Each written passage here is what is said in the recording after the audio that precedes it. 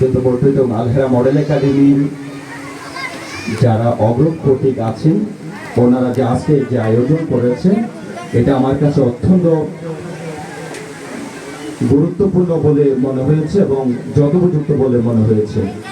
এখানে চিকিৎসকদেরকে সম্মানিত করবার জন্য আয়োজন করা হয়েছে, কৃতি শিক্ষার্থীদেরকে আয়োজন করা হয়েছে, ধন্য করার জন্য আয়োজন করা হয়েছে। একই সাথে যারা বণিজন আছেন তাদেরকে সম্মানিত করবার জন্য আয়োজন করা হয়েছে। এটা আমার কাছে অত্যন্ত গৌরবের এবং আমি এই ধরনের একটি অনুষ্ঠানে উপস্থিত হতে পেরে নিজেকে অনেক ধন্য মনে করছি। আমরা জানি আমাদের এই এলাকায় জনসংখ্যার দিক দিয়ে এবং আয়তনের দিক দিয়ে অনেক বড় এলাকা, অনেক আমি যদি না বলি এটা পেকো উপজেলার দ্বিতীয় বৃহত্তম ইউনিয়ন। কিন্তু অথচ পরিতাপের বিষয়, দুঃখের বিষয়, আমাদের এই ইউনিয়নে যতগুলি শিক্ষা প্রতিষ্ঠানের প্রয়োজন ছিল কিন্তু ততগুলি শিক্ষা প্রতিষ্ঠান কিন্তু আমাদের এখানে এখনো নেই। যা আছে তা কিন্তু যথেষ্ট নয়।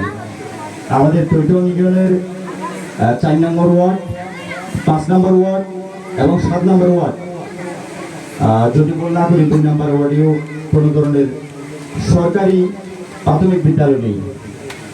তো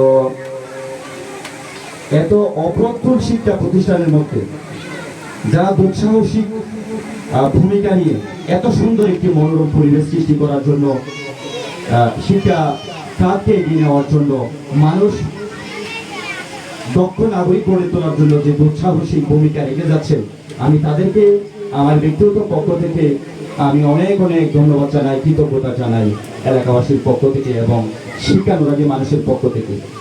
আমি এই মুহূর্তে আমি আর অনুভূতি প্রকাশ করছি না। আমাকে কিছু বলার জন্য অনুরোধ করেছে, এই জন্য আমি নিজেকে ধন্য মনে করছি এবং যথাযথ কর্তৃপক্ষকে অনেক অনেক ধন্যবাদ জ্ঞাপন করছি। পরবর্তী অনুষ্ঠান সুন্দরভাবে সুগোছালোভাবে সমাপ্ত হোক এই কামনায়, সকলের সুস্বাস্থ্য কামনায় শেষ করছি। আসসালামু আলাইকুম ওয়া রাহমাতুল্লাহ।